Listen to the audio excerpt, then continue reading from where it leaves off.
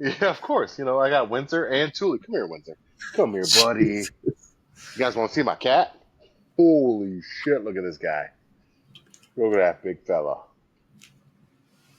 That's my Jesus. boy. That's the size of my That's my dog. I boy. swear to God, that's the size of my frickin' Oh Aussie shit, you Doodle. little fucker! Get the shit out of me.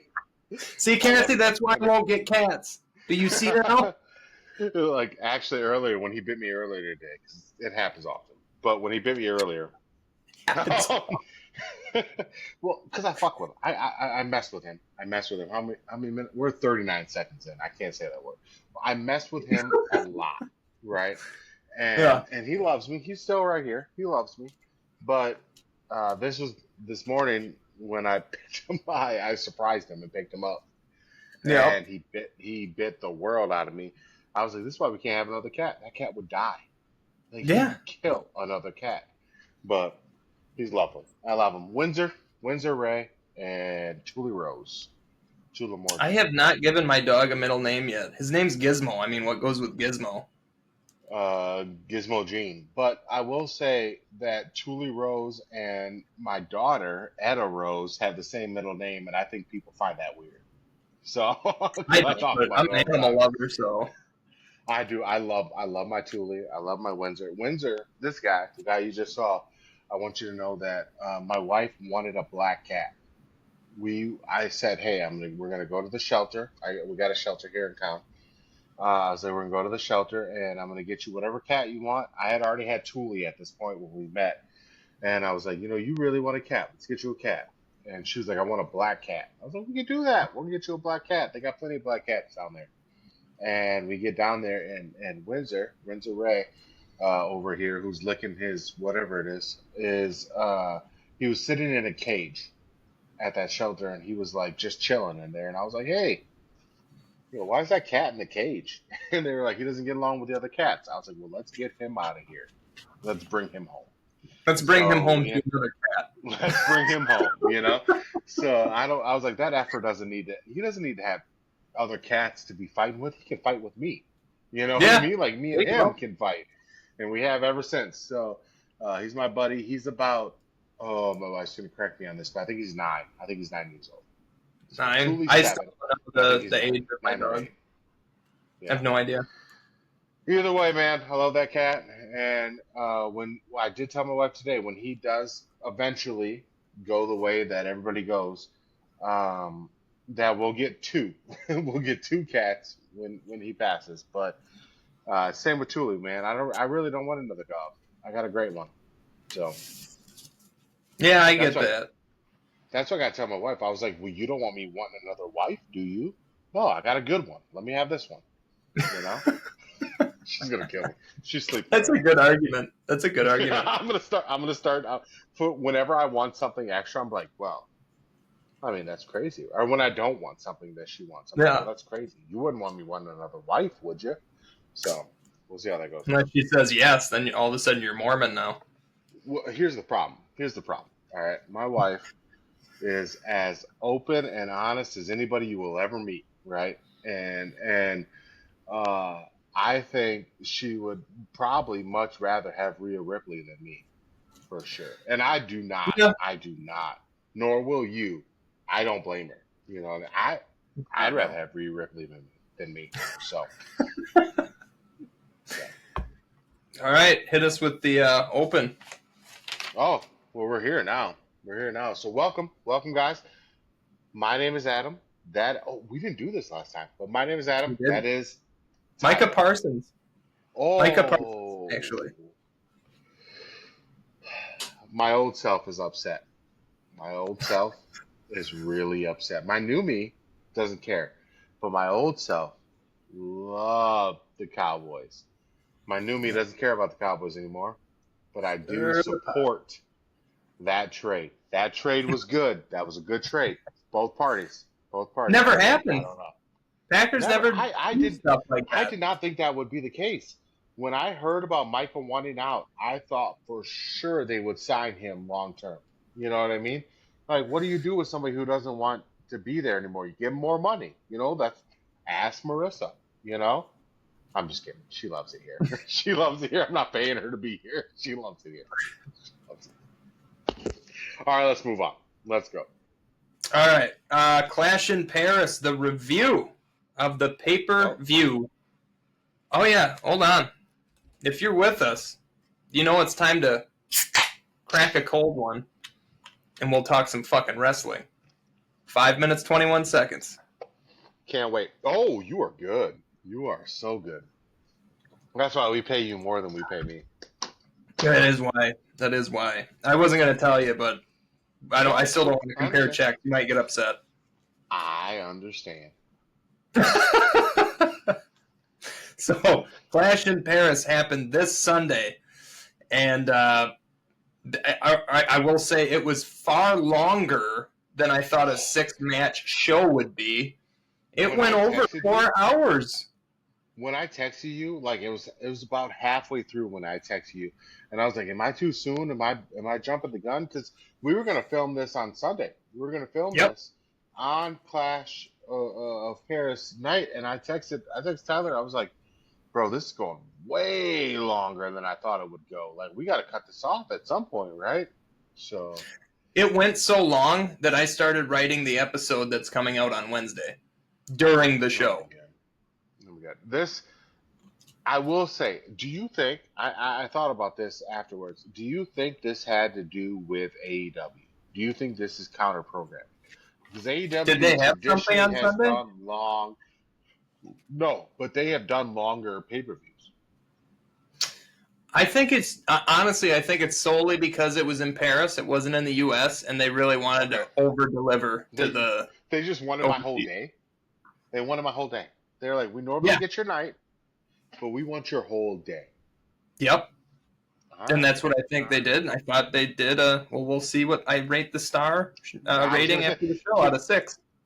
Yeah, because we'll have a overall, like, what the show is itself overall at the end. So. Yep, and the reason we rate it out of 6, and I will continue to repeat this every episode, is because Dave Meltzer gives us 5, and I like to give it 1 more than him. Yeah, I personally, I say that we gotta give 1 more than Dave Meltzer. Why do we give 1 more than Dave Meltzer? 3 fingers matter, but I like to give the 1. Yep, exactly. You get it. Yep, just 1 more. All right, so to open the show, it was a banger, and I'll read everything that I have written, and then we'll get into it. Yeah, go. Bronson Reed versus Roman Reigns. Now, I didn't have a lot of hype in this. I was like, it's going to be a good match. But what this turned into... I think you can say really quick. I think going forward through this whole match, through this whole card, we can say we didn't have a lot of hype. There was not a lot of hype leading up to Clash in Paris, just like the next pay-per-view. But go ahead. And again, I say they over-delivered. I really do. They did. I was going to say, I don't think it's a bad thing that we didn't have a lot of hype here. I think everybody lived up to it. But there was... Did they really have to build it that hard? They were going to be in Paris, and if you're a WWE fan in France, guess what? You're going to the show. With build-up, no build-up, nothing. It's sold out guaranteed. It's Paris. You're going. Yeah, It would be like if we had a central show. Like if there was only one WWE show a year, right, in America, for whatever reason, it would be huge. I've seen it'd be WrestleMania. We have like soccer matches here that are like huge soccer matches, and if there's one, it's huge. So I can only imagine what it would be like in Paris. Oh, and before we get into the match, I do want to say, are we bringing back the old stage now? Like where it's going to be immaculate instead of just a couple screens and keep it minimalist? Because they had the Eiffel Tower on the entrance. That was pretty great. It seems like it. It seems like it's going to be, I mean, in many cases, whether it's Paris or Saudi or, they seem to do 1 or 2 big Europe shows a year, we'll call it. They seem to really show out for those shows. So I imagine that it would be big. I don't think it'll be that big on a weekly basis, but it'll be big. No, not a weekly, but I'm talking just PLE stages. Because they used to be so articulated and so cool looking. And Armageddon was one that always had really cool ones, and No Mercy. Bad blood, had the blood droplets. The SmackDown stage was dope.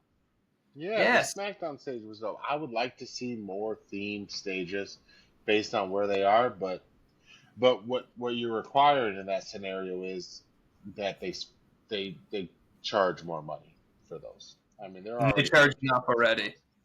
yeah. All right. Bronson Reed versus Roman Reigns. I have slow and methodical, the right kind of slow for two powerhouses.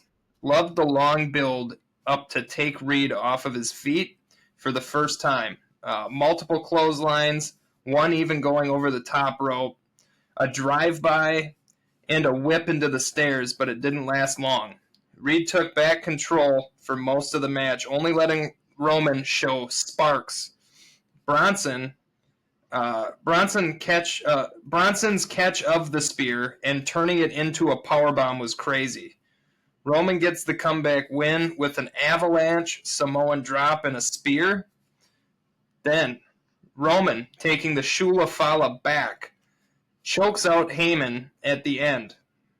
As Roman is signing the shoes, he's tossing them into the crowd. He's standing on the announce table, and Braun Breaker gets his revenge by spearing Reigns from one table through the other table. And Reigns, barely able to walk, gets speared again at the entrance ramp.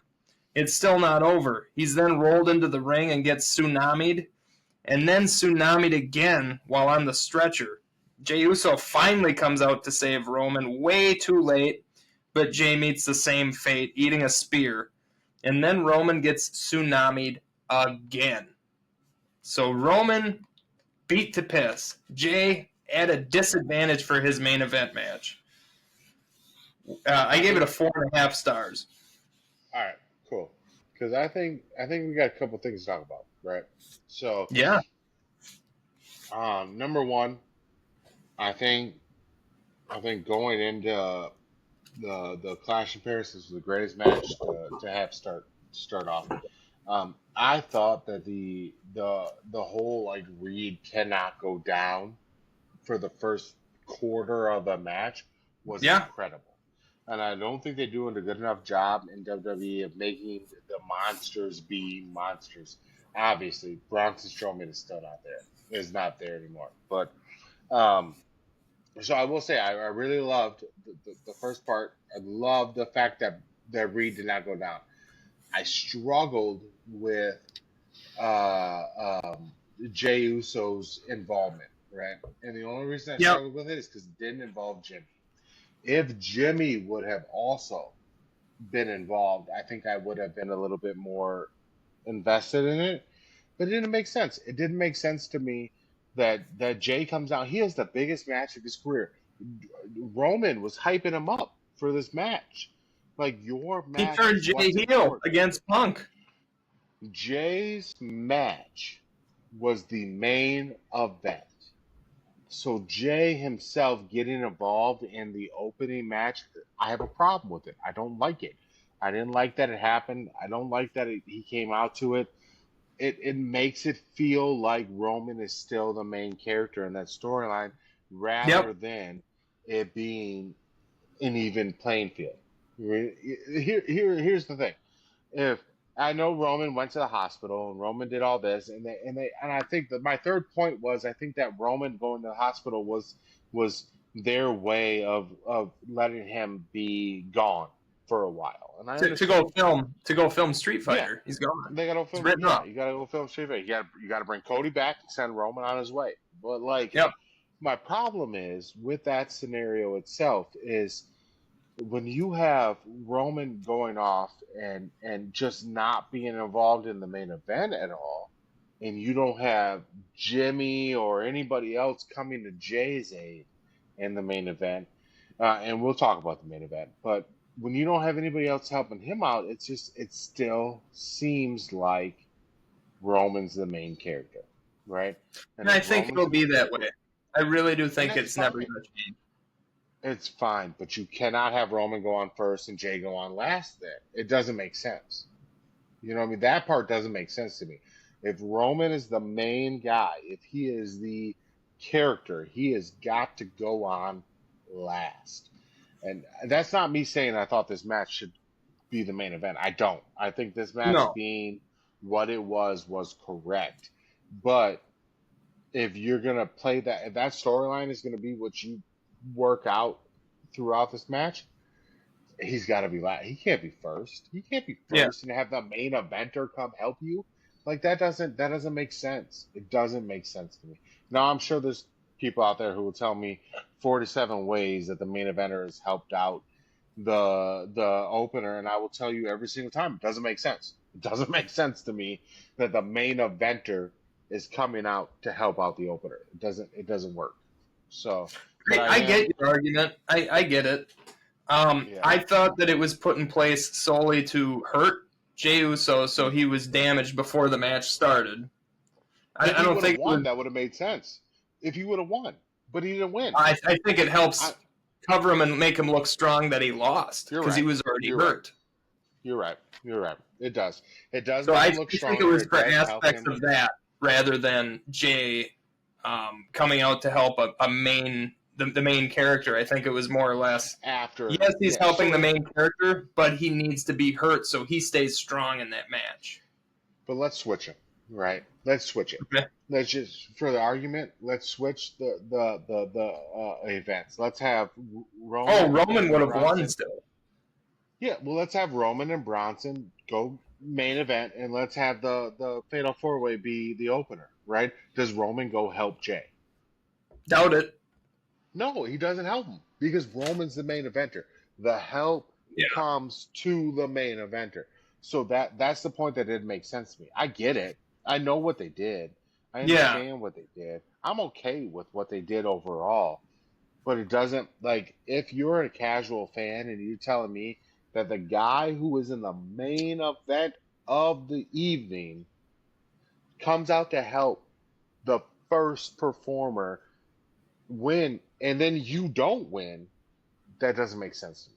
It doesn't. And it would make sense if it was for like the ultimate babyface push, but Jey kind of started showing cracks of being a heel on Monday. And we'll get into now I kind of get what you're saying. This doesn't fit. So much. There's so many like breadcrumbs of like this guy's a bad guy, this guy's this, you know, and but I feel like on the opposite end, they're moving Roman more babyface. And maybe they're moving them into each other. And if that's the case, I'll shut up.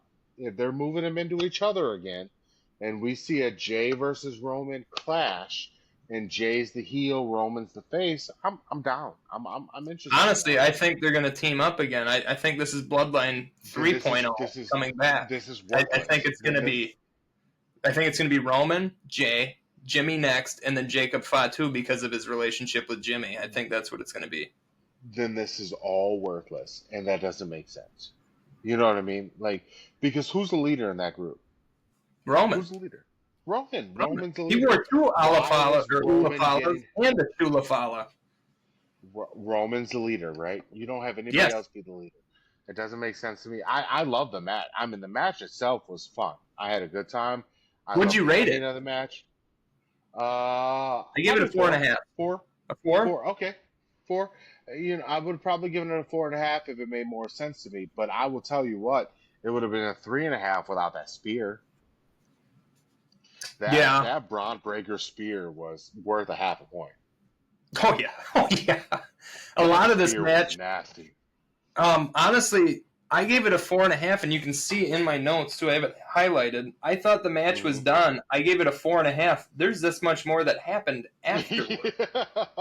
Yeah, you want to talk about that part real quick, and we'll get into it.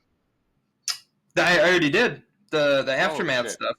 Yeah. So, I mean, honestly, you had the spear on the table, you had the spear down the ramp, you had the multiple tsunamis. 3 tsunamis.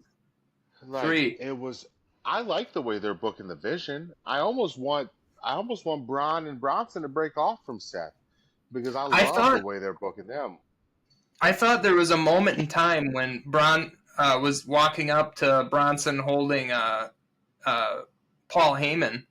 The look in Braun Breaker's eyes, I thought he was going to be like, you lost for us for the last time, and you lost too big because now Paul's hurt, and I thought he was going to flip. And not flip like on Seth. I thought he was going to flip, and they were going to beat Bronson Reed out of the group. That's what I thought was going to happen. And that could be, I mean, I could have to see that. But I think that, like, Bronson and Braun, they work well. They work well together as controlled and how would we word it? We could go controlled and absolute chaos, right? So you have Braun Breaker, who's absolute chaos. There is no controlling Braun Breaker, and then you have Bronson Reed, who is controlled, meticulous, thoughtful chaos. Like, there's two different forms of chaos. There's the type that says I don't know what you're going to do next, and there's the type that says I know what you're going to do next and I can't stop you. And Bronson Reed is I know what you're going to do next and I can't stop you, and Braun Breaker is I don't know what you're going to do next. So and then you have the master of puppets, Paul Heyman, not Seth Rollins. I think it's Paul Heyman is the master of puppets. Yeah, Paul. Yeah, Paul. I don't know that Paul's ever been since the Dangerous Alliance. I don't know that he's ever been the manager, valet, spokesperson, advocate, whatever of a tag team. And I think those two together, I don't even think they need tag team gold. They just got to destroy it. Ryback and Curtis Axel. Rybaxel. Okay. Was the only time, and that was the low point in Heyman's run. But let's be real. I was going to say, let's be real here. Ryback and Curtis Axel, who Curtis Axel deserves all my respect. Ryback can touch grass. But those two do not hold a candle to Braun Breaker and Bronson Reed. Not at all. No. Not at all. No. This would be the team to turn into tag team champions. This is the team to do that. And those two guys, and I truly believe this, those two guys, after they become tag team champions, after they are the Rockers, right? They could split off. And both of those guys can be world champions. Yes. Like, I think you have two people right now in a group of three. You have the right now and two guys who are next. Right? Yes. 100%. And I think that's their point. Hard. That's their plan. No, it is, but it's so hard to do. And I hope they can handle it. I hope they can keep this going. But there's going to be a power dynamic at some point that says Seth Rollins isn't the main guy anymore. Who's the main guy? Oh, it's going to be Braun Breaker. Braun Breaker, 100,000%. I don't know. I don't. Braun Breaker is uncontrollable. You got a Bronson Reed, who was a very controlled. But Brock Lesnar was also uncontrollable until he met the person that could control him, Paul Heyman. Which is Paul Heyman. So if you get Braun Breaker and Paul Heyman together, sure. But I need to see Bronson Reed go nuts. I need that guy to continue to be the guy that couldn't go down for the first 10 minutes of a Roman Reigns match. Like, that was good. Roman Reigns put you over. Like, you're over. Yeah, he did. He did. All right, let's get into match 2. Yes, sir. And I have to say, match 1 and the last match were my favorites. Everything in between, 100%. I struggled with. So I did as well, and we'll get into that right now. Street Profits versus the Wyatt Six, and here's what I have written. Profits were wearing Borderlands video game gear. Again, WWE shamelessly promoting sponsors in wrestling gear. We remember Drew McIntyre pissed when he did his corner pose on his entrance, literally ripping that stuff off of him for that video game or whatever it was, whipping it. And you could see him talking shit that it was stupid. Now, it's one thing. Any New Day pose. Yeah. Same thing. It's one thing if with it. Right. And that's what I'm going to say. That's one thing if the Street Profits are like, dude, we fucking love the Borderlands video game. Can we do this? Right.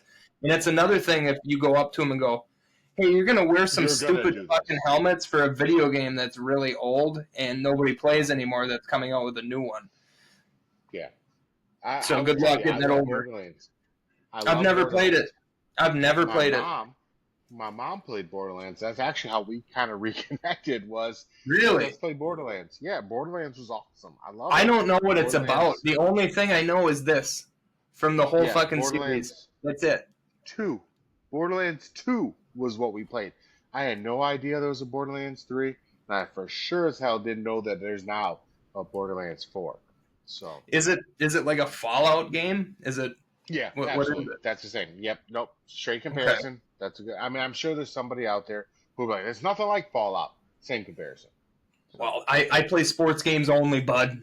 Okay, not you, to the viewer that's going to start talking. Yeah, no, I'm with you. Correct. Sports games only. I played Borderlands, but sports games only. All right. Profits have some beef with each other at the beginning of the match, with BFAB trying to get them on the same page, and that was kind of throughout the match. They were bickering back and forth in that hard tag from Montez Ford, and I don't know what's going on with them. I mean, if they break up, I already know who Shawn Michaels is of the group, and I know who Marty Jannetty is. It's not going to work for one of them. Yeah, sorry, Angelo, but like you got to know that, dude. Like you got to know going into this that Montez Ford is the guy, right? Yeah. Like Montez Ford as a solo star would be everything I hate as a solo star, but everything I love as a solo star. He's the perfect solo fucking star. Excuse my language. Yeah. But like, I don't want them to break up. I don't. I love the. I don't either. I think they're great. So not everything needs to break up. The Street Profits are good. Exactly. They need to be champions. It doesn't make sense. The Wyatt Six, and I'm sure you'll bring it up. The Wyatt Six does not need to be champions. They don't. They have their own gimmick. They have their own thing. They have their Undertaker, Bray Wyatt, Papa Shango, own little weird thing. They don't need it. You just need to say Bray Wyatt, right? Like you just need, because at this point, are the Street Profits heel? Are the Wyatt Six heel? I didn't understand. I was very confused.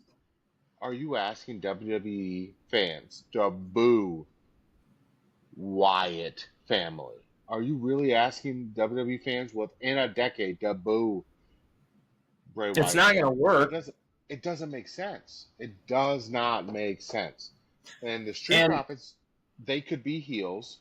They've done a good job as heels, but you got to go all in on it and let them be heels and let them work together. Yeah, that's the thing. They turned them heel for a cup of coffee, and then they started having like the TLC match and everything else, and then they flop right back to face, and now you're having them bicker and everything again, and I just don't understand what's going on. It wasn't even a good cup of coffee. It wasn't even. No, it was a couple weeks. It was like it was Dunkin' Donuts coffee. Shit coffee. It was terrible. Yeah, Dunkin'. Horrible shit coffee that they were heels for. And do that for the donuts, not the coffee. They both could be good heels. Like Angelo can be a good heel. Montez can be a good heel. I think you could bring in Bianca. Now, I'm not a huge fan of like the couples situation. Because like if something happens between them, you look at Andrade and Charlotte, and you look at some of the others like that are couples that were in relationship. Well, Bianca and Montez seem solid. If they seem solid, let them work together. Right. Let them work. You know, and you put Bianca and Montez and Angelo in a group, and you have them. And I know they got BFAB, but BFAB free. I'm gonna make a shirt. My next shirt that'll come out will be free BFAB, right? Free her from the shackles of being a valet, the shackles of being a manager, and let that woman go out and win a championship. Because BFAB is a very, very good wrestler. That's not to take away from Bianca, who I think is also a really good wrestler, but I think she could actually add to. But she could add to them, you know. And that's the thing. I don't understand why BFAB is their valet when Bianca is. I could tell you married to Montez. First it doesn't make sense. It doesn't make sense. All right, getting back into the match. Wyatts were in control until an apron suplex from Ford to Gacy and tagged in Dawkins, who actually hit a swanton, which was awesome. Montez jumps the post again, which is starting to lose its specialness to me. That run, and then he jumps from inside the ring over the turnbuckle to the outside. Like, I was amazed, And then I was In like, that or moment, no, I was yeah. shocked, then amazed, and now this is the 4th time I've seen it, and it's like that spot And needs to be saved yeah, for special circumstances. I will say once I expect it, then I care. That was a good one. I really liked it. You know, It was I good. It expected. fit. Yeah, It kept the match but it's gonna moving. come. But I'm just not like, oh, like I was the first 2 It's times. Yeah, it's gonna come. It's gonna come to a point where that doesn't matter anymore. But right now, it's so Right.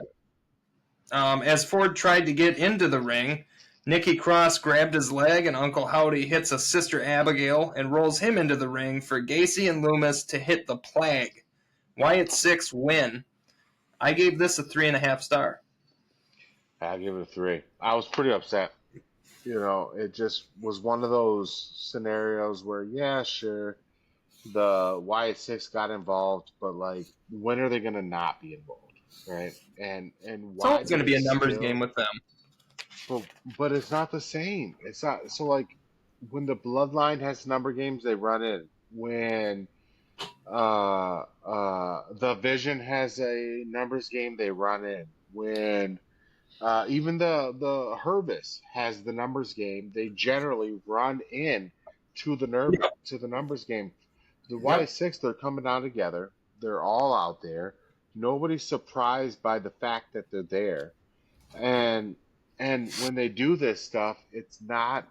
It's like, I'm looking at it right now. I am on Bleacher Report, right, and I am looking at a WWE post that says Nikki Cross and Uncle Howdy just put a hard stop to the Street Profits momentum, and that's the problem, right? Because that takes away from the good work that Joe Gacy and goodness, Dexter Loomis. Dexter. Oh my lord, I was spacing on his name. That I takes was away going to from let you good. get it, but No, I'm glad you stepped in because I was going to get embarrassing soon. But I'm really glad that Joe Gacy and Dexter Loomis can go through this, but they're nowhere in that post. They are nowhere in that headline. They're nowhere in the match. The match becomes about Nikki Cross and Uncle Howdy, who have never done anything. Like, neither one of them have wrestled.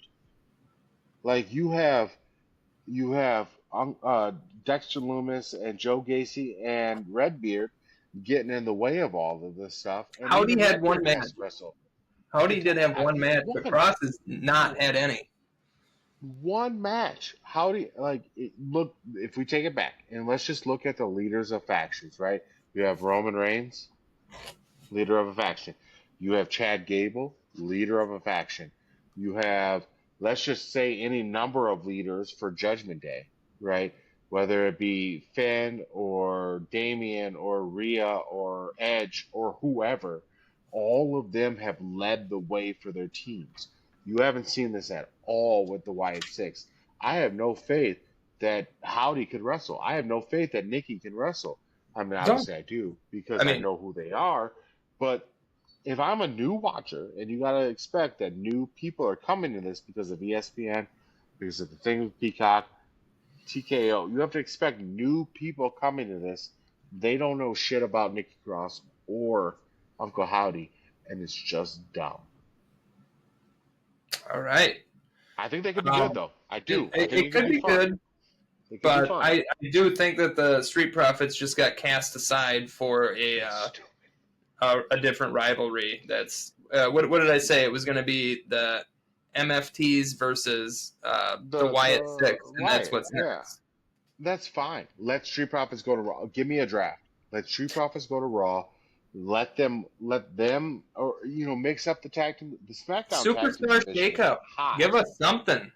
You got The to give the us something because you only have oh, 5 tag teams on SmackDown, or 6, and they've and all they're wrestled good. each other to nauseum. And on top of that, where the hell have the Yas boys been? Nowhere. They're All I'm entertaining. saying is, all I'm saying is, SmackDown tag teams are hot. They are Yeah. good. They are great. They are exceptional, even down to the ones that they don't show, including the Yes Boys. You know what I mean? Yep. Including those guys. Like, there's so many good wrestlers on SmackDown that are not getting time. We gotta have a shakeup. Whatever you want to call it. Superstar shakeup, a draft, I don't care if you call it one of those bingo things that they spin Yeah, around. I don't care what you yeah, call it. yeah. Call it something. But we need to get some better tag teams over on Raw. We need to get some a little bit more out of this, or I just have agree. one tag team championship. I don't know which, but I'm frustrated.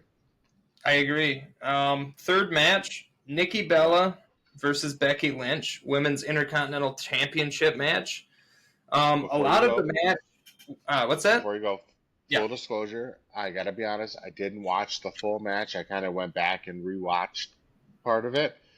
This was the one match I had to get up and do some stuff on. So I am a little bit like live reaction wise. I'm not as good, but I Oh, have to you go ain't back gonna and like rewatch this it. then. All right. Nope, probably not. A lot of the match was spent outside, but mainly controlled by Nikki.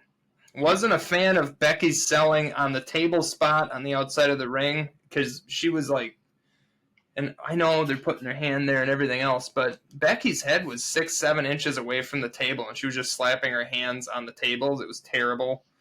Yep. Um, uh, or when Nikki and Becky were trading hockey blows, Nikki did a great job by holding the head and bringing the forearm in, but Becky was throwing like what I would assume a pissed off drunk girl in the bar would throw at her boyfriend, like freaking Yeah. downtown to Jesus The Christ, pickle. straight over top, and they Yeah. just look terrible.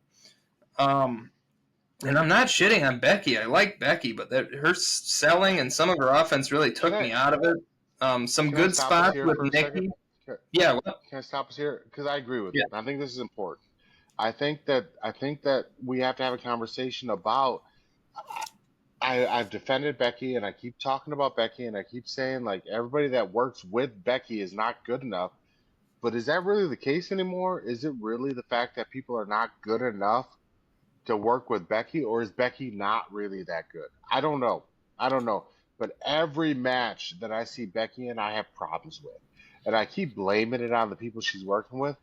But I'm starting to think like if all of these things only have one thing in common, what is it?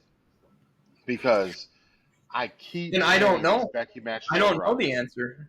I really I don't. don't either. Is Becky not going up again? But Nikki's a Nikki's clean worker. she's world class. She's world class. I mean, it's just I don't know. I don't know. And I I'm not just keep shitting seeing on things. Becky. Was it an off No. night? Was she focused too much on the heel stuff? Was it this? Was it that? I don't know. Was it the Seth stuff later that you were focused on? Yeah, What's maybe going on? thinking too far ahead, and I don't know. I do not think Becky's a bad wrestler at all. I think she is a No, by future no Hall of means. Famer. By no means. But No. man, the selling in this match needed some help. There's been some Some, bad Becky matches, and I keep and there's blaming been some everybody bad else, and Nikki matches. There's been for some sure. bad Trish matches. I'm There's just bringing up everybody has a bad match. I'm Everybody. just bringing up the fact that like there's been some bad Becky matches, and I don't know anymore. Is it because the people that are working with Becky at that time are not up to par? Because she's worked with Lila, she's worked with Michin, she's worked with Bailey, she's worked with Charlotte. Are these people not living up to what we expect from Becky, or is Becky not living up to what we expect from Becky? I don't know. I don't know Leave it in what the the comments. issue is. What do you guys think? Please tell us. Tell us right now. This might be the TikTok. Who who is at fault for these rough matches that Becky's having? And to me, it seems like it's got to be Becky because that's all the same. But is it because we hold her to a higher standard, or is it because she's just not living up to what we want her to be? I don't know. I don't know. All right, some good spots with Nikki hitting the manhandle slam and the That was disarm cool. her. Uh, You know, and I will say Becky's selling when they were standing on the steps that were taken apart and Nikki was slamming Becky's back of her head into that post. That was good. That Becky's it almost she overshadowed those table spots because Becky leaned into those. She took she's those one spots. she's one of the greatest losers I've ever seen. And I do not mean that disrespectfully. I mean No, that Becky is Dolph Ziggler. so good at taking Dolph Ziggler is so good at taking bumps. And I thank you for that. Is Becky Lynch Dolph Ziggler? Is she the person that like is so good at losing that you have to put her in that role, but she's also good at other stuff, and I'm overseeing it. I'm actually asking you guys, the fans, the friends of the podcast, to tell me, what am I seeing? Am I seeing a downturn of Becky Lynch, or am I seeing an upturn of everybody else, and we just haven't bet it yet? I don't know. I don't know. Becky was too slippery, and she ended up getting a roll-up win, and I gave this a 3-star, and honestly, the first half of the match, it was going to be 2.5, and then the second half of this match, they redeemed themselves quite a bit, and then with the surprise roll-up win, I gave it 3 stars. I gotta say, excuse me. Oh, 3 stars. 3 stars is good. 3 stars is generous, and that's why I think I match you. 3. All right, should we do a shot? We're halfway through. Shit, yes. Actually, let's pause for a second. I gotta pee too. Actually, let me go do that real quick, and I'll be right back. I'm gonna go pee too.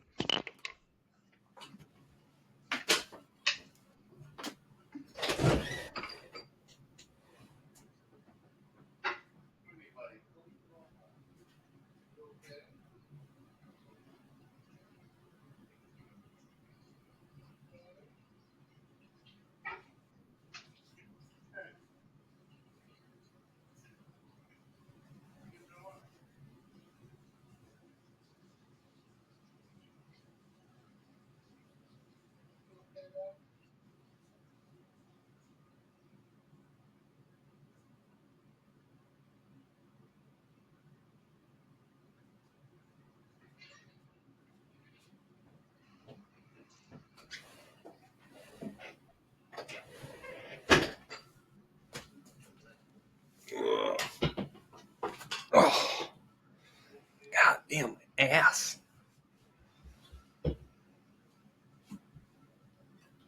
Okay, I know I don't like that one.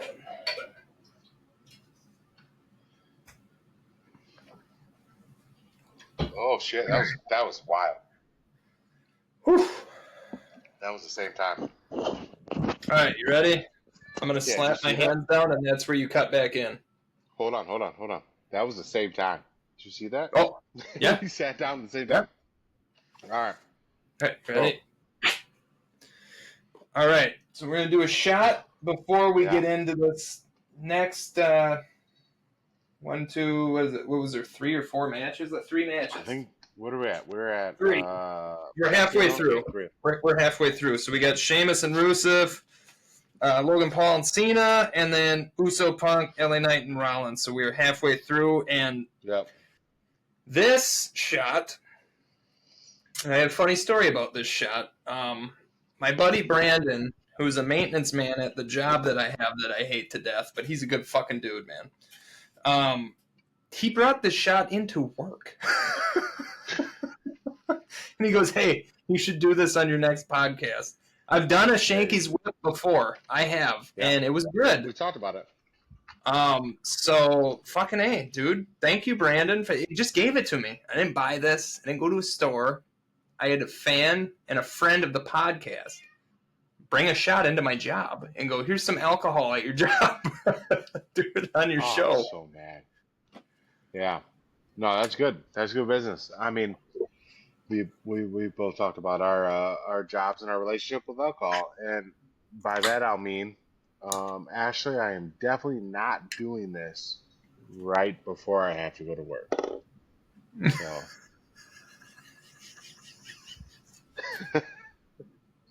I definitely told my job that I take Irish car mounts before I have to go in and do a job. So yeah, you did. I don't know. I don't know if they believe me or not. But either way, I think that somebody's getting a survey after I'm done being there. Hey, so, if you can no sell it, then who does it hurt? Maybe I've had it at work. I don't know. That's who that hurts. All right, it's a good point there. Good point. I'm sorry. I'm done. That was bad. That was a bad joke. That was a Becky Lynch style joke. So yeah, Ozzy. All right. So let's raise this one to Brandon. I don't know. Give it to Brandon, I guess. That's this guy that gave me the shot. Hey, can I say really quick before we do this that I literally right now actually at 2:34 p.m. Central Time, just got charged $16.99 for Peacock Premium, and I am very upset with myself that I did not cancel before this moment because I was ready to. So, Oh my that's all. god. All right, well, fuck Peacock. How about that one? To Brandon and fuck Oh, Peacock. yes. Fuck Peacock. All right. It smells good, but Oh, oh. oh, see, god damn it! It says 2 shots right on it. I'm drooling. Oh, you're a fool. Oh. Why do they Also, have it in such fine writing? Like I have good eyes or something? so Assholes. I drooled all over my paper. we talked about fantasy baseball earlier. Yeah. Um, while we've been talking, since then, I got my fantasy baseball power rankings report. Right, Okay. Yeah. Who's on top, buddy? I have been in first place. Base. Grow up. First base. First What are we in place. middle school? What is this baseball? First place all year long. Most of the year, I have been the number one guy. Yeah. This week, I lost both of my matchups, and going into the playoffs, I dropped from 1 to 8. Oh my god. Who the hell is doing these rankings? Dave Meltzer? This is Brian Alvarez shit right here. That is Brian Alvarez shit. I'm still the best in this league. I heard the I have meow in the second best background record. too. Who's doing this shit? Meow. That was come here, Brian Alvarez. It's got to be Brian. It's got to be him right here. He looks like a Brian Alvarez. Yeah, he's gonna bite me. We're gonna get back to where we were going. All right, let's get back to it. Match number 4: Sheamus versus Rusev. Now, my wife, and maybe you too, but I know my wife said that she's sick of seeing them go. But I personally was like, no, best of 7, best of 7, best of 7, best of 7. I've been pushing it. I love these two wrestling each other. I'm gonna ask you here. Yeah. Knowing that I might be wrong, but is your best match of the night within the top 4? Here. This is my best match of the night. I love this match. This match was shit. Honestly, this match is number 2 for me. The main event stole it because the main event was so entertaining and there was so many callback spots, and we'll get to it. This one was number 2. Roman was number 3. Number 2 tells me that Nikki and Becky was number 4. Yeah.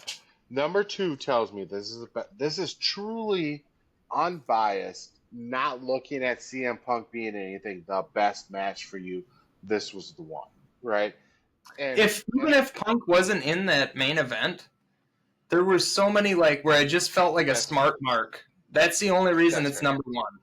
I just felt like a smart because of how many callback spots with the LA Knight and we'll get into it. We'll get into it. But. That's fair, and we'll get into that. But I felt like that was my this had the most action. That was my shitty way of saying this should be your best match. If it's not your best match, it's crazy. This had the most hard-hitting, impactful, meaningful action to me. Just the other matches were more storytelling within the match. This match was just, I'm going to kick your fucking ass. You know what I mean? But is Sheamus the best I'm going to kick your fucking ass match wrestler of all time? I have to say yes. Yeah. I have to.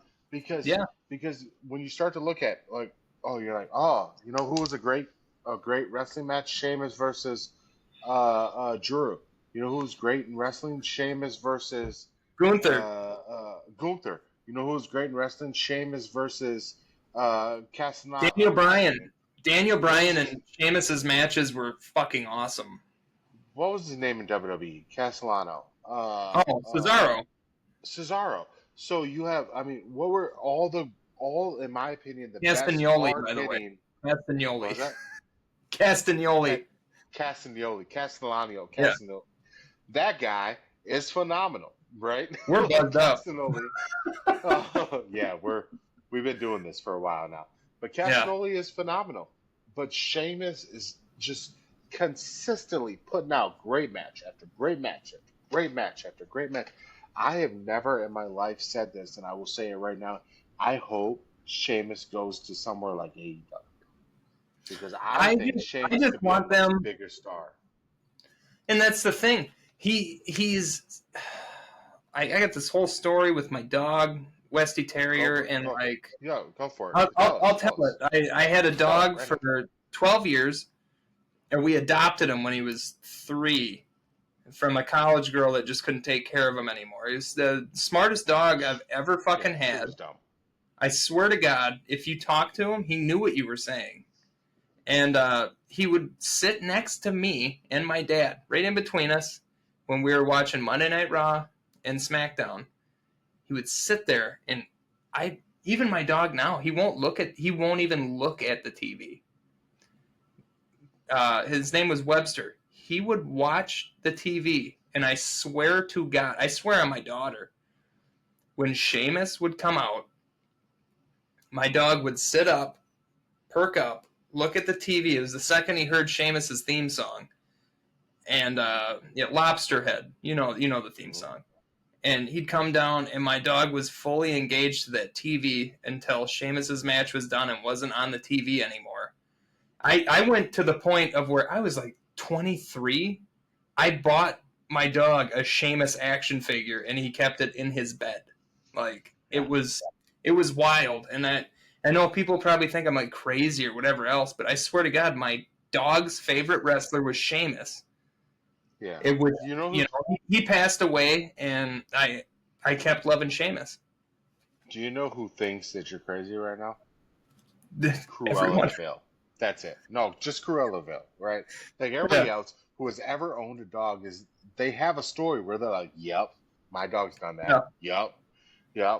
Because but Sheamus is one of those guys that I think transcends like the TV. Like, he is. I know that he does the YouTube stuff, and I know he does the Sheamus Warrior stuff. That guy is an underrated star. He should Workout Warriors, multi-year champion because he is so good. He is so good, and he is an incredible loyal worker. I truly think he could go to TNA, AEW, Ring of Honor, New Japan, anywhere, and be an absolute superstar.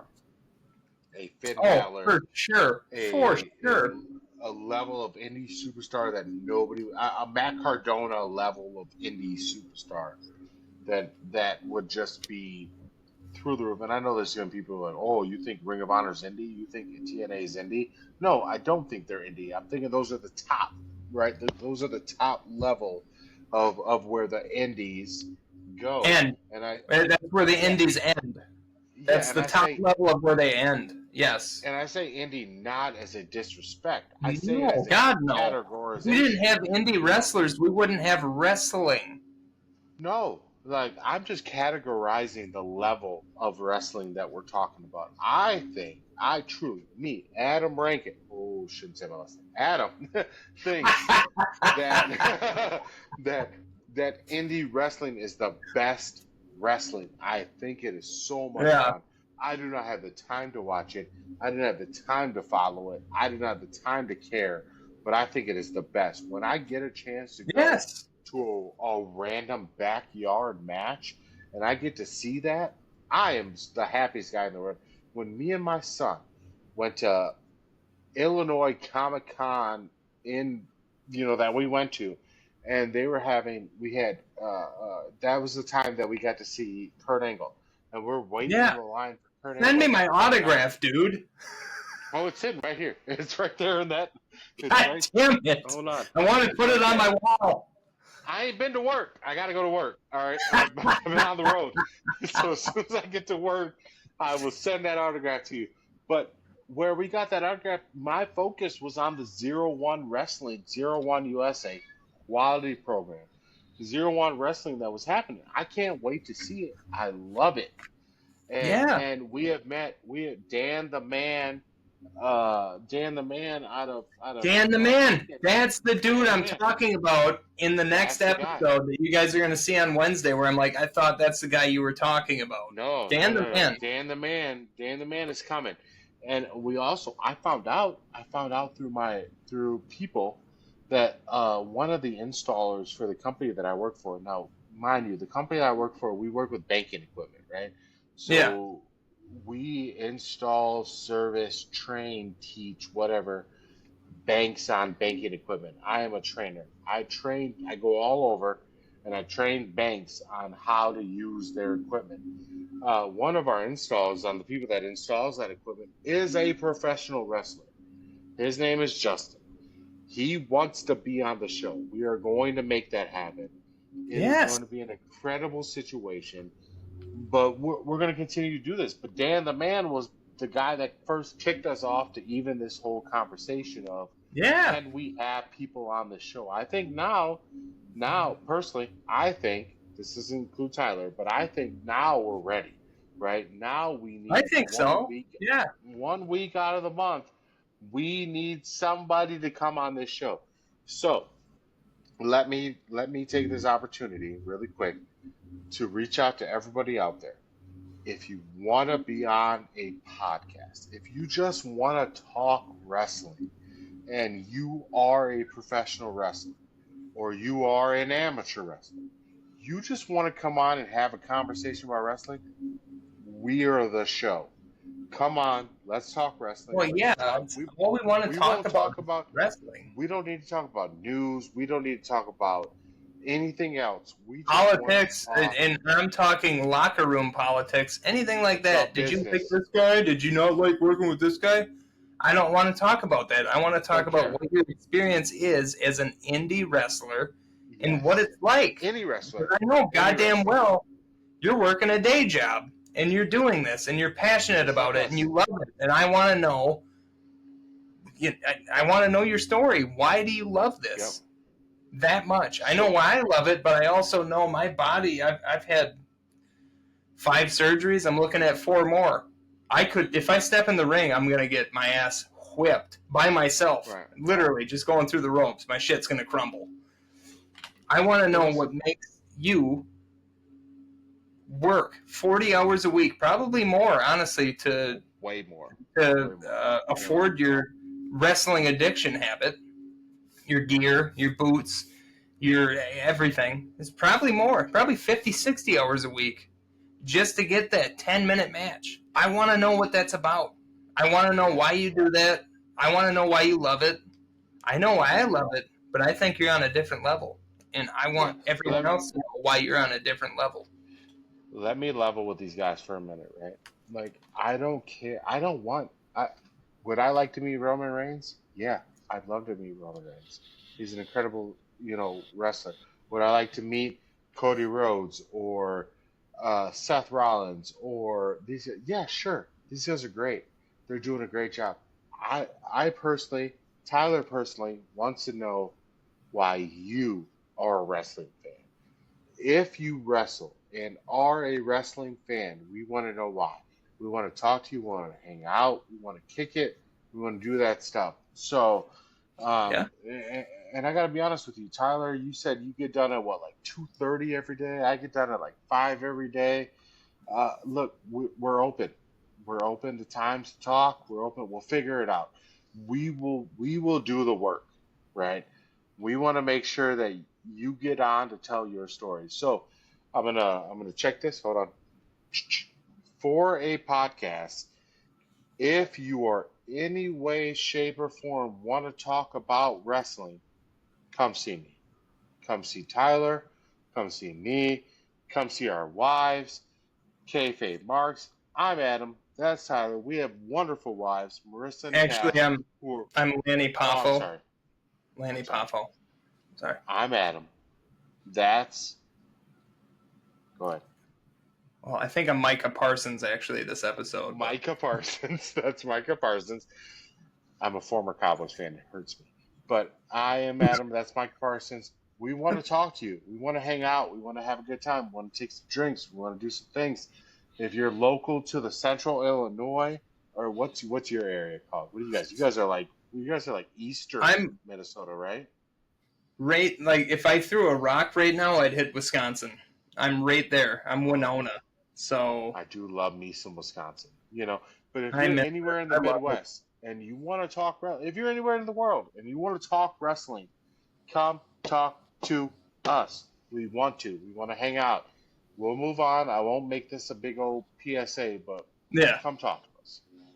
I do want to just mention, I fucking hate living here, and I still wish I lived in Wisconsin. I will say that. I will say that. And then I'm going to leave it alone because I know that I have people that like me here, and I know we have fans in this state, but I fucking hate this town so much. Can I say, my wife would kill me if I didn't do this. Come here, bro. Come on. Come on. Come on. Come on. I know No. I know. I'm in Illinois, and I know Illinois sucks. I agree with you. I hate the Bears so much. Sucks. The Bears suck. Texas sucks. I'm a Bears fan now. The Bears suck. Texas suck. It all sucks.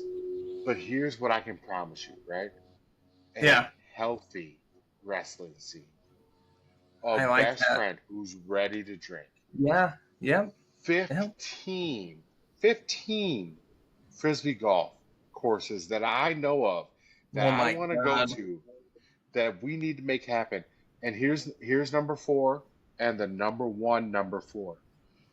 I got 2 kids. 2 kids. And I got 2 kids. Love your 2 kids. Yeah. And they want them here. This is shameless. I want to be honest. I'm shamelessly plugging. I want Tyler here. I want Tyler in this state. I want him in this county.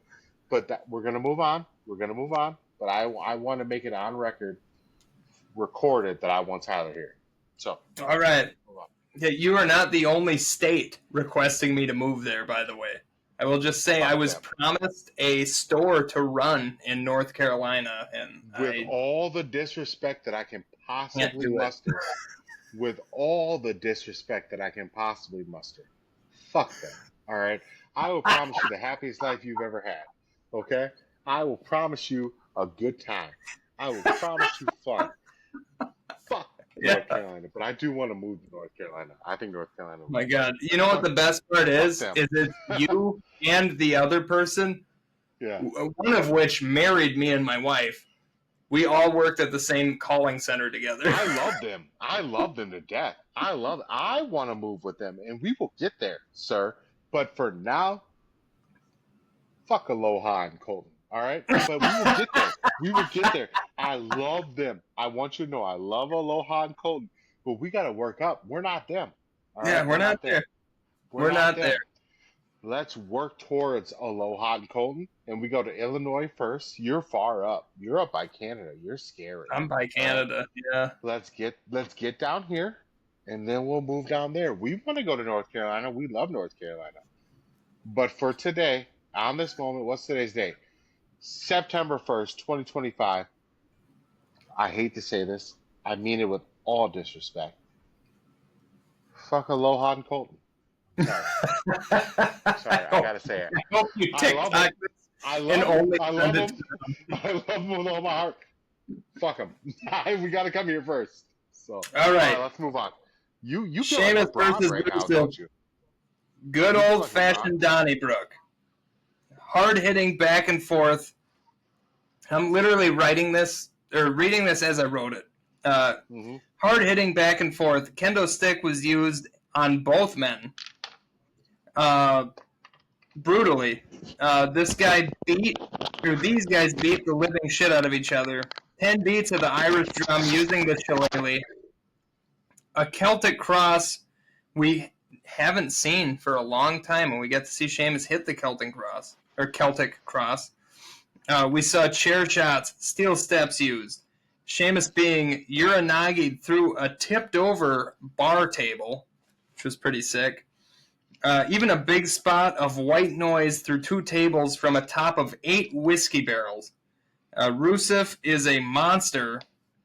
That honestly, he was the first one that got up after that. Not Sheamus. It was Rusev that got up out of that table spot. Yep. He went in there, got bro kicked, and kicked out.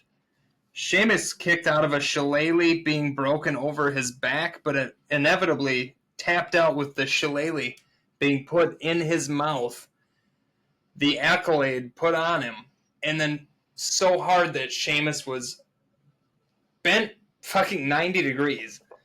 Sheamus actually tapped for what Michael Cole said was the second time in his career. I'd have to go back and look, but he said that was the second time.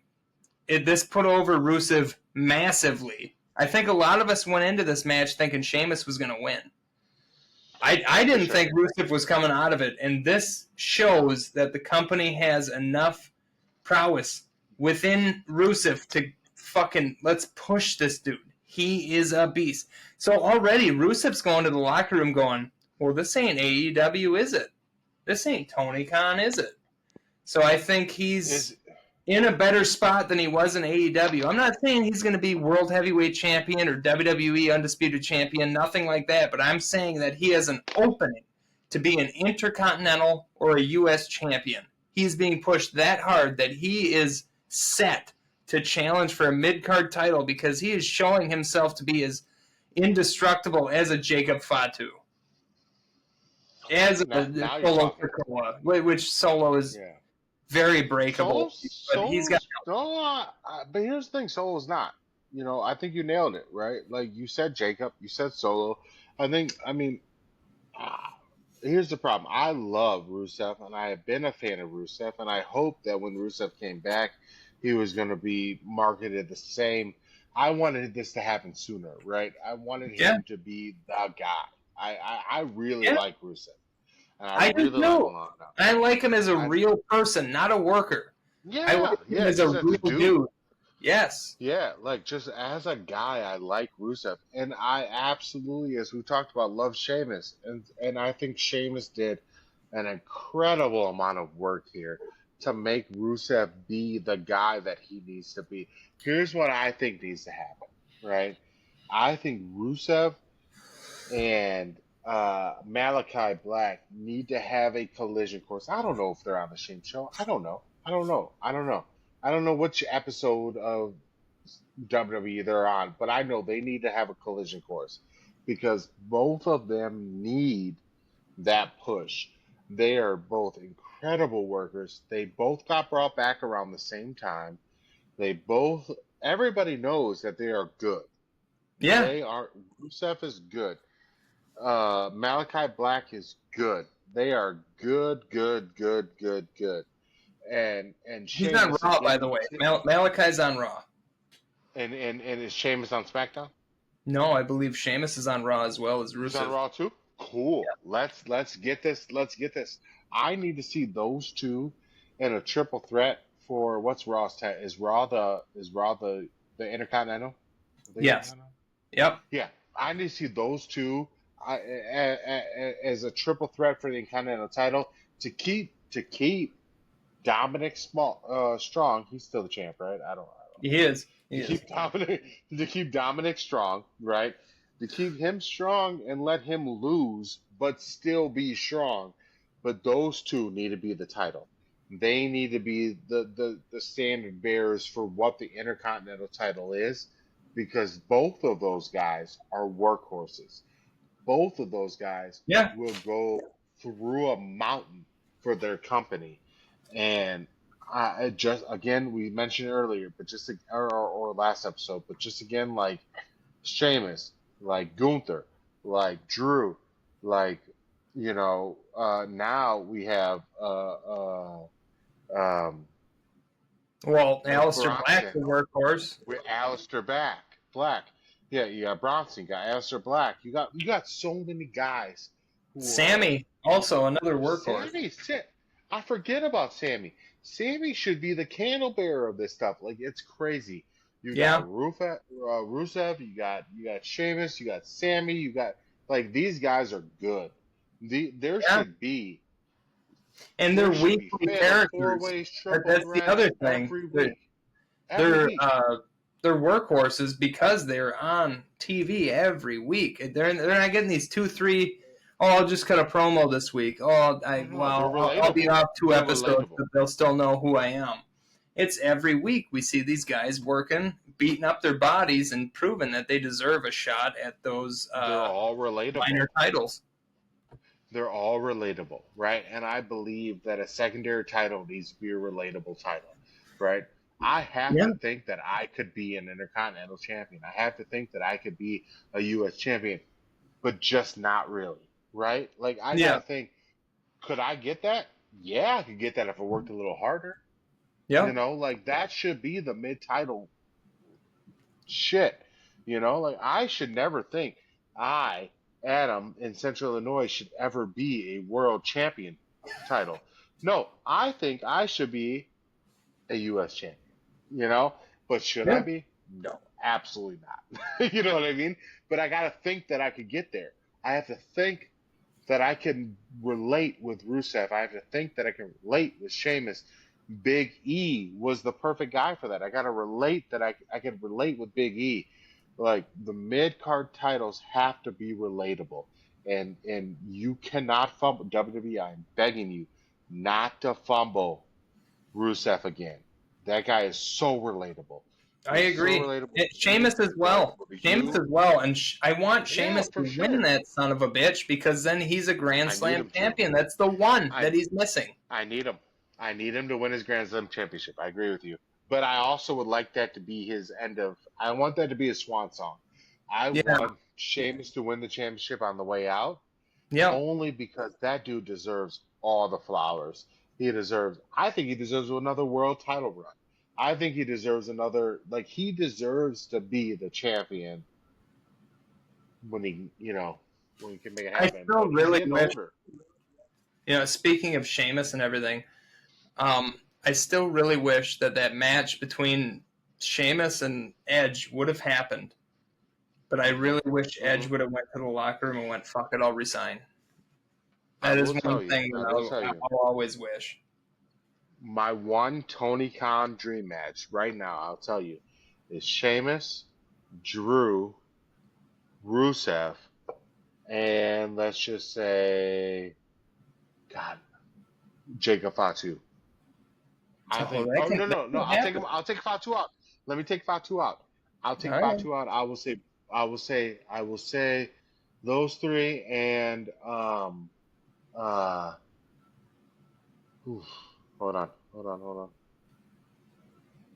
Gunther? No, all I can think of. Well, I don't want Gunther because Gunther's a world title. I want to say not Braun Breaker, not Bronson Reed, not. Oh goodness. I'm blanking. I only can think of Adam right now. I know, it's my fault. What's the damn Adam Cole? No. His real name is Adam. But his WWE name is I'm struggling right now. Big guy. What big guy? Yeah. Just think of big guys. Name them. Come on. Big guys. Eric Rowan. Nope. Omos. Nope. Abyss? Hold on. Nope. Abyss? I don't know. I right now I am about to show you why it is okay to take some egg on your face. Okay? Because I am struggling with this man's name right now, and he is quite honestly one of my favorite WWE superstars of all time. Braun Strowman? So, Braun fucking Strowman. I am so sorry. I could not think of Braun Strowman's name. I am so sorry. So I would like to say, God damn it, I'm sorry. I am Braun Strowman. Well, I mean, if it helps, we're like 7 shots deep, and I'm counting 3 beers and a Bloody Mary in here because we did a double shot. We filmed the first episode, which comes out Wednesday, and then we filmed this one immediately after. Yeah, I know I'm wearing a different shirt, but that's by design. Braun Strowman. Braun Strowman. I love Braun Strowman, and that's why I feel so terrible, because I was just like, what is happening here? But Braun Strowman, yeah. So you get those 4 guys together, right? You get a Sheamus, you get a Braun Strowman, you get a Rusev, and you get like a Bronson Reed or Gunther or somebody else in that category. Also, I love watching those guys fight. I love Yeah. watching just the bear down, beat down. Let's do this. Um, so I'm into it. But go ahead. I'm sorry. Now that I've wasted All too right. much time. Well, this one is going to piss you off. Logan Oh Paul well. versus John Cena. Now, I'm going to read what I have Shit. written, and then we'll get into it. Oh, hold on. John Cena. I had this shirt earlier. This was last week's shirt or earlier episode shirt, but it was meant for this one. Go ahead. John Cena full pans the crowd with the camera showing a sold out arena. A shot at AEW? Maybe. Maybe not. Yep. Right away, I could see Cena talking to Logan Paul through everything they were doing. Cena is also known as being one of the worst to hide himself calling a match. So is that Logan Paul's inexperience? Is that Cena not being able to hide talking? A little of both. Pretty back and forth. Cena hitting the loudest five-knuckle shuffle I've ever seen. Like, that crowd was into it. Logan Paul hitting the sloppiest buckshot lariat I've ever seen. Cena hits the AA, but somehow Logan kicks out. It must be all those YouTube views. Cena hits a tornado DDT, which is rare. I don't ever see Cena hit anything like that. Paul, what word is that? Reversed a few AAs, but but no 3 counts. Or received. God damn, dude, I need to learn how to write better. Received a few AAs, but no 3 counts. Logan botched a reverse off of a side. That side, I did the shoulder slam. I did the shoulder block. Shoulder block. Now I'm gonna duck your punch and do this. What is it? It's a side power bomb, right? I think it's a side power bomb. Before hitting Cena with a zigzag that ends in a 2 count. It was refreshing to see a zigzag, by the way. I will tip my hat to Paul for that. Paul hit a swanton that almost did not fully rotate, landing on his neck and shoulder blades. Before a standing moonsault that he also almost broke his neck on because he was half an inch away from not getting the full rotation and snapping his neck. Logan's nose started bleeding because he was an idiot from a double underhook slam from Cena. Not just, don't turn your head sideways, Paul. That would make too much sense. Paul hit a pop-up uppercut where it nowhere hit Cena's face or neck or chest. It just kind of missed him completely. Logan hit the shoulder tackle side slam on Cena and missed the 5-knuckle shuffle, leading to another AA, which Logan kicked out of. Logan hit the KO punch. Cena kicked out. Paul hit 2 Paul from Grace's, but Cena kicks out. Cena hit a Styles clash, which was wild, and I put in quotations, Easter egg is Cena's next opponent, AJ Styles. Cena hits 2 more AAs and wins. I gave it a 3.5 match. There was so many botches in this match. And by botch, I don't mean like missed a move. I mean like the knockout punches from Logan Paul were this far away from Cena's face, and the camera angle made it look fucking terrible. The fact that I could see Cena talking the entire match, it's like, okay, is this Cena being Cena, or is this Logan Paul literally going, Daddy, can you walk me through this one, Dad? Well, no, he didn't say anything to me, but I think this match is very similar to. I'm glad you got that. I'm glad this match is very similar um, to what we saw with Becky, right? And Yeah. I think that we saw a very veteran person walking along somebody who hasn't either wrestled in a while or is not a veteran, right? And so, whereas Logan Paul is he's wrestled, but this was by far. I have said earlier in this episode that I thought Michael Cole and Wade Barrett's commentary was a little bit, shall we say, Fellatio? cup the balls and choke it down. You know, like it was very. It was very like the whole time, and this is the thing. I gotta say, I think, and we have been corrected on this before. People have yelled at us before about Yeah. saying all fans, right? But I truly believe that most people are with me on this when I say we don't need to be force fed who we like, right? If we like them, we like them, right? Yeah. If we don't, we don't. And Right. I felt for the first time, truly the first time, I was being force fed Logan Paul. Like Yeah. this is Yeah. the time that I felt that I was being force fed Logan Paul, and I don't like being told anything. Like I would be happy, more than happy. Maybe we're gonna do this. Maybe our first couple episodes of us bringing somebody else on will be our wives. I will be more than happy to, with my wife, ask her to her face, do I like being told what I can and cannot do? And she would be more than happy to tell you, sure, but you're gonna pay for it, right? Like I will do what you want me to do, but you're gonna pay for it, Yeah. right? I think she would be more than happy to tell you that. And that's the same thing I feel about WWE. If you're gonna force feed, and I mean this in the literal pause type of way, if you're gonna force feed Logan Paul down my throat, it better be hard. You know what I mean? Like it better be good. It better be the best damn match I have ever seen, and it was not. It was not the best match I've ever seen.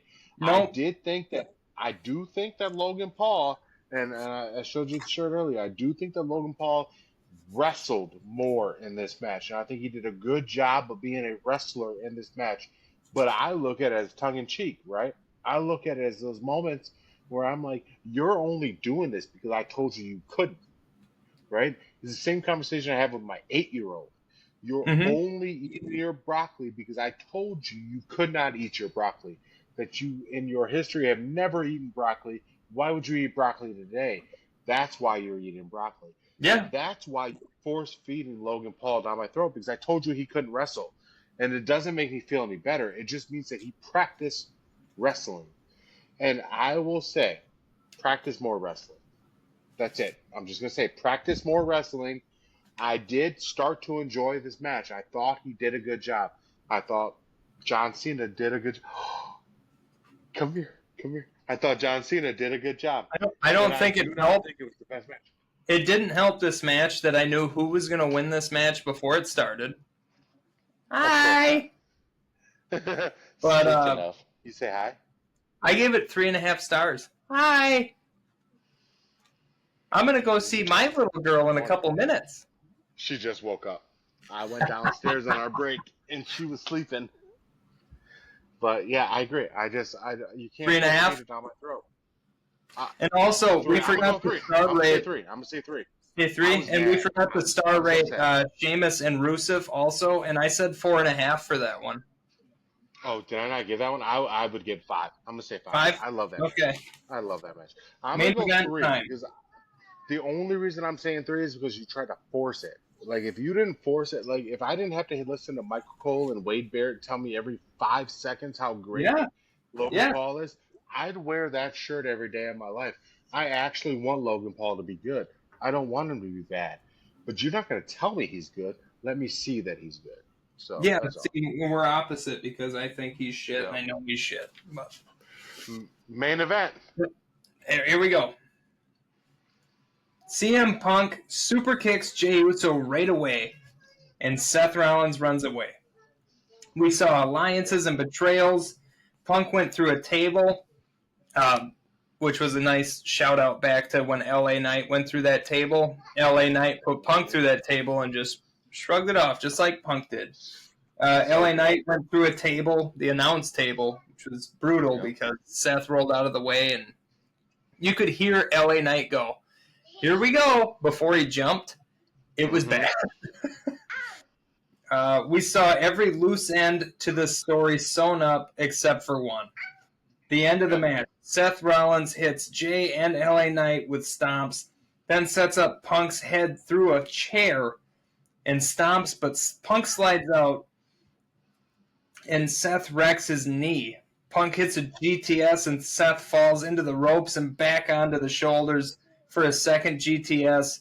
That's when Becky Lynch comes from under the ring, gives a low blow to Punk. Seth hits a stomp and wins, proving Seth doesn't just wear his wife's clothes, but she also has to fight his battles as well.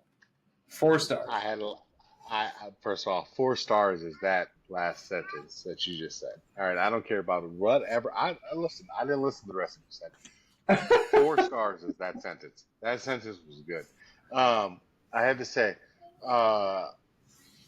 here's my problem. I don't mind Becky being involved there. I don't. I've been waiting for it. I've been waiting for it to happen. We've been waiting for Becky to be. She's been talking about her hot husband on Raw constantly. We've been waiting for this combination to happen. It was going to happen. I agree, and I want Becky to be involved. I want Becky part of the vision. That's not the issue. The issue that I have, okay, this whole scenario is they should have done a Seth moment where he hurt his knee on that chair, and he played it up. He was out. They took him out. They moved him out. They removed the champion from the match. You now have a triple threat. You have LA Knight, you have CM Punk, and you have Jey Uso, who are standing in the ring, and they're staring at each other, and they're like, this is our moment. There is no champion. There's nobody to stop us. Yeah. And then Becky comes in, low blows, Seth runs in, does the stomp, wins the championship. It doesn't make sense. Just make it. That would have been way better. That would have been way Becky better. Runs in. I don't have a problem with Becky running in. Like you said, we've been waiting it. We want Becky to run in. You can hear. We want Becky. I can hear. Yeah. She's playing with her hammer toy. We want Becky a part of the vision, and that's okay. I want that. I want that more than anything. But what I don't want is just you throw me something to throw me something. Yeah. You know what I mean? Like, make it make sense. Like, make it funny. Make it good. Make it worthwhile. You're the main event. I would have rather had Roman and Bronson as the main event with the way that ended if you're going to do this shit. Make it the main event. Be awesome. You know what I mean? And I think they'll learn from this. I think they will. I hope they do. I truly think Roman outshined the main event, and that's a problem. I can agree to that to some extent. I think the only thing that was really the nail in the coffin for me was, and you'll see it on later on this week on Wednesday, Punk stopping and looking at that sign of Punk, bring AJ Lee back. And then it's like the doors opened up. It's like, oh my God, if we get this Punk versus Seth, Becky, and maybe this is why Becky all of a sudden became part of the vision, because AJ's like, fuck it, I'll come back. Maybe this is it. During Survivor Series. Survivor Series is like the lead up to Royal Rumble, right? And Royal Rumble's the lead up to WrestleMania. Give me the tag team at Survivor Series, and then give me the individual match of Becky versus AJ Lee at Royal Rumble, right? And that contest being the stipulation for what will eventually be the match between CM Punk and Seth Rollins. It can all work together. There's no problem with it. I don't have a problem with what they're doing. I have a problem with the story they're telling, and there's being lazy. Don't be lazy. Get in here and let's have some fun. Let's have some fun. I am going to say, if I hear Let's Light It Up, I'm going to scream like a high school girl in 99 when she saw NSYNC. Okay? I'm going to scream like that. My wife is going to be turned off. I'm probably going to have to sleep on the couch. It's going to be a whole thing. You will. But I will tell you this. If you hear Light It Up, I better hear Burn It Down. You know what I'm saying? Yeah. If I hear Light It Up, I better hear Burn It Down. That's all I have to say. Wow. Light it up. You're going to light it up, you better burn it down. Yeah. You better burn it down. I love it. Oh, man, this is fun. This is a great 2 episodes. Yeah.